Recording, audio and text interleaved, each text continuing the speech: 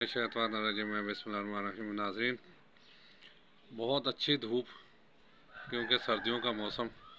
छत पे बैठा हूँ तो मैंने सोचा एक साथ व्लॉग भी बना लूँ और पाकिस्तानियों को उनकी औकात भी दिखा दूँ। यानी किसी ने कहा था कि ये कौम नहीं है, सिर्फ कट है। बिल्कुल ठीक कहा था। अब चंद मसाले देने लगा हूँ। इन मसालों से बखूबी अंदाज़ा हो जाएगा कि वाकई ये कौम नहीं है।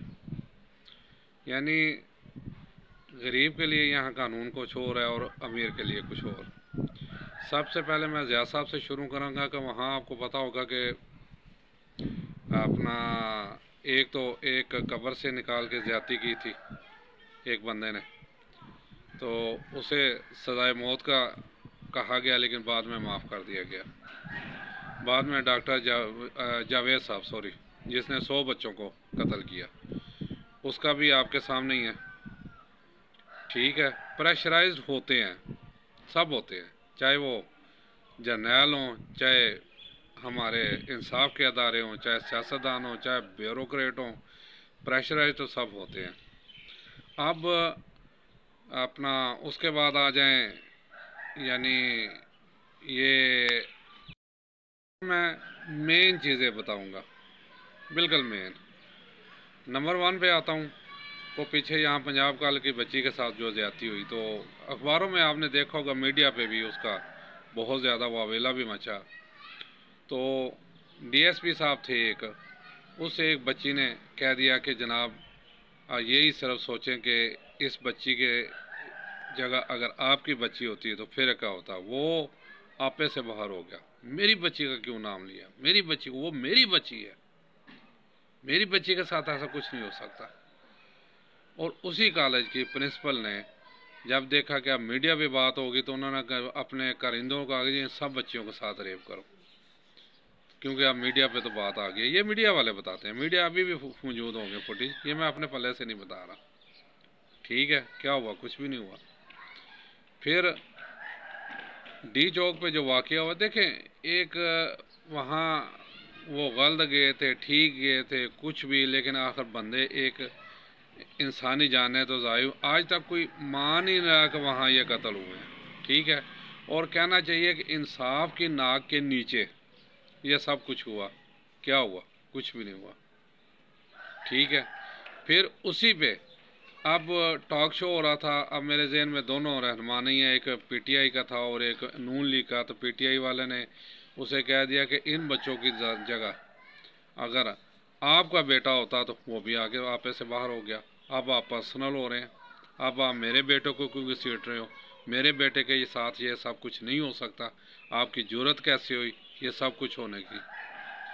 फिर एक वो तीसरे नंबर पे आ जाएं, वो जुतोई केस था, जिसमें एक बच्चे ने दूसरे बच्चों को कत्ल कर दिया था।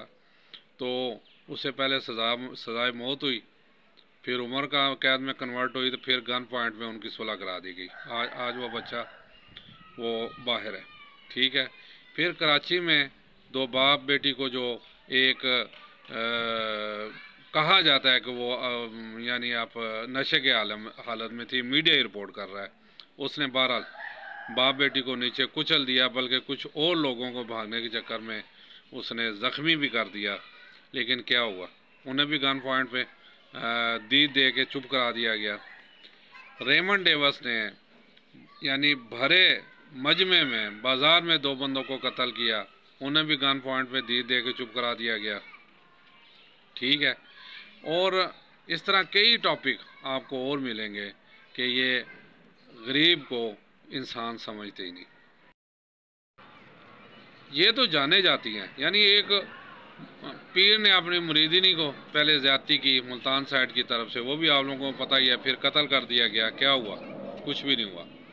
ठीक है, अब बहुत सारी ऐसे मसाले हैं। अब दूसरी तरफ आ जाएं, यहाँ लाहौर में अब जो उजरत है महाना, वैसे तो असम्बलियों में कह देते हैं जी इतने % होनी चाहिए, इतने % होनी चाहिए, या तकरीबन 30-35 हज़ार 35 हज़ार वो कह रहे हैं कि कम अज़ कम लाजमी उजरत होनी चाहिए, लेकिन अभी भी यहाँ 25-25 20-20 हज़ार पे बच्चे काम कर रहे हैं।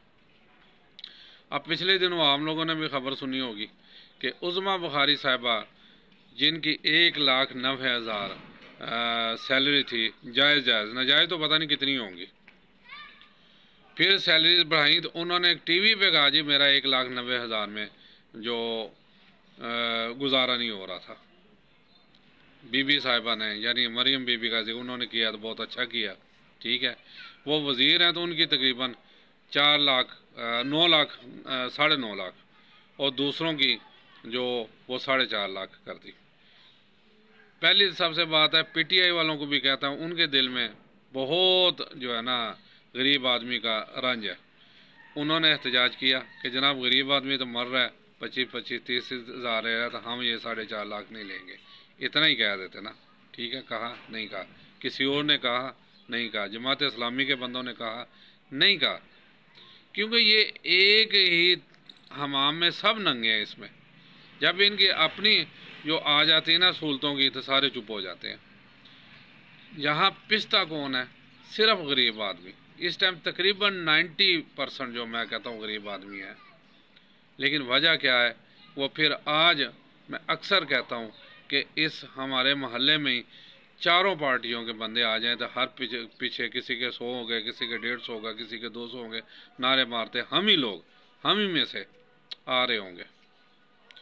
यही वो चीज़ है जो ये कहते हैं कि बल्कि हमारे बारे में तो मशहूर है कि ये 2 महीने बाद सब कुछ भूल जाती है, जितनी मर्जी इनसे ज़्यादती कर लो, जो कुछ इनके साथ जबर कर लो। और ये हकीकत है, हम भूलने वाली कौम है। हम फिर उनको, अगर भूलने वाली कौम ना होते तो जब मुस्तफ़ा खर पीटीआई में शामिल हुए थे मीनार पाकिस्तान में, तो ये जिसे गयूर कहते हैं, मैं से अब गयूर नहीं कहता लाहौरियों को, क्योंकि आज से 45 साल 50 साल पीछे चले जाए, भुट्टो दौर था जहाँ गवर्नर हाउस में ये गवर्नर थे मुस्तफ़ा खर, क्या कुछ होता रहा है आप सबको इल्म है। किसी की खूबसूरत बच्ची वहाँ से गुजरती थी तो वो फिर ना कॉलेज पहुँचती थी ना घर, उसके गवर्नर हाउस से बरामद होती थी। और यहाँ जब उसे पीटीआई की चादर डाली गई थी, ये तो मैंने खुद फुटेज देखी, मैं बाहर था, तो नीचे नारे मारने वाले सारे लाहौरिये थे। अब मैं उन्हें इज़्ज़तदार गैरतमंद कहूँगा? मैं नहीं कह सकता। अब दूसरी तरफ देख लें, बाजवा साहब रिटायर हुए, पाकिस्तान को सलाम किया, पाकिस्तानी अवाम को सलाम किया, बाहर चले गए, ठीक है। काजी फाइज ईसा रिटायर हुए, पाकिस्तान को सलाम किया, पाकिस्तानियों को सलाम किया, बाहर चले गए, ठीक है। सियासतदान यहाँ गद्दी पे हों, ठीक है, वरना पाकिस्तान को पाकिस्तानियों को सलाम करते हैं, बाहर जाके बैठते हैं, मियाँ साहब आप लोगों के सामने हैं। ऐसे ही आपको ब्यूरोक्रेट के मिलेंगे जो इस टाइम बाहर बैठे हैं, वहाँ सिर्फ यहाँ पे सिर्फ वो राज करने आते हैं। वजह क्या है? हम उन्हें अपना माई बाप बना देते हैं। हमें कब अक्ल आएगी, कब शऊर आएगी, कोई पता नहीं। आएगी भी नहीं आएगी बहुत मुश्किल है। हालांकि माहरीन ही कहते हैं ये पाकिस्तान जब ट्रैक पे चढ़ जाएगा, फिर जाके 20-25 सालों में जाके ये जो कह सकते हैं कि अपने पाँव पे खड़ा होगा। अभी तो ये ट्रैक पे चढ़ा ही नहीं। वजह क्या है? हम लोग हैं। हम जो एक कट हैं, कौम तो है ही नहीं। कोई पंजाबी है, कोई पठान है, कोई सिंधी है, कोई बलोची है, कोई अहले हदीस है, कोई सुन्नी है, कोई वाबी है, कोई मुस्लिम लीग है, कोई पीपल पार्टी का है, तो कोई पीटीआई का। 3 ग्रुपों में हमें इन्होंने ना अलग अलग किया हुआ है। मैं कुछ नहीं कह सकता जी, आप लोगों पे अफसोस ही कर सकता हूँ। मुझे आपसे कोई उम्मीद नहीं है। मैं अब तो आप खुले दिल से बच्चों को कहता हूँ यहाँ से निकल जाओ। मैं वो बंदा था कि जब मैं जॉब ऑन ड्यूटी होता था, जॉब में होता था, कोई मुझसे मिलने आता था, सब मैं बाहर चले आता, मैं उससे लड़ पड़ता था कि पाकिस्तान छोड़ के क्यों जा रहे हो, इस मुल्क में रहो, आपकी एनर्जी इस मुल्क की अमानत है, यहाँ पे काम करो। अब मैं बच्चों को कहता हूँ यहाँ से निकल जाओ। इस मुल्क में सिर्फ ये वडेरे, जागीरदार, चौधरी, मलक, मियाँ साहब वही राज कर सकते हैं जिनके हाथ में असर वसूख है, जो पैसे के खुले हैं, वही यहाँ रह सकते हैं। गरीब आदमी नहीं रह सकता। आप मिसाल पिछले दिनों देखो हरबंसपुरे का ही, वहाँ एक जागीरदार का या कोई भी वडेरा था, उसका शेर दीवार फलान के, पहले तो आम आदमी शेर रख ही नहीं सकता, पाकिस्तानी कानून के हिसाब से वो मुजरम है, लेकिन रखते हैं यहाँ ना, कईयों ने रखे हुए हैं। बाहर आया, कुछ लोगों को भी ज़ख्मी किया। एक सिक्योरिटी गार्ड था, उसने शायद अपनी जान बचाने के लिए उसे गोली मार दी, ठीक है, वो शायद मर गया, उसे उसने पकड़वा दिया, अंदर कर दिया, पुलिस आई उसे उठा के ले गई। ये है जी अमीरों का पाकिस्तान, और ये होता है गरीबों का हाल। आपको पता ही है जो कुछ हो रहा है यहाँ पे। कोई ज़रा बोलेगा तो उठा लिया जाता है। ठीक है, कहते हैं जी इसका सॉफ्टवेयर अपडेट करने की ज़रूरत है, अपडेट कर दिया जाता है। कईयों ने देखे बाहर आके बयान दिए तो वो सब ठीक हो गए, पहले चोर थे, डाकू थे, वो चक्के थे। तो भाई मेरे, सोचना आवाम को है वो क्या चाहती है, मैं इसमें कुछ नहीं कह सकता। इजाज़त चाहता हूँ, मेरी अच्छी बातें लगें तो कमेंट्स में ज़रूर रिमार्क्स दे दीजिएगा। मेरे चैनल को सब्सक्राइब कर दीजिएगा। इजाज़त चाहता हूँ जी। अस्सलाम वालेकुम वरहमतुल्लाहि व बरकातुहू।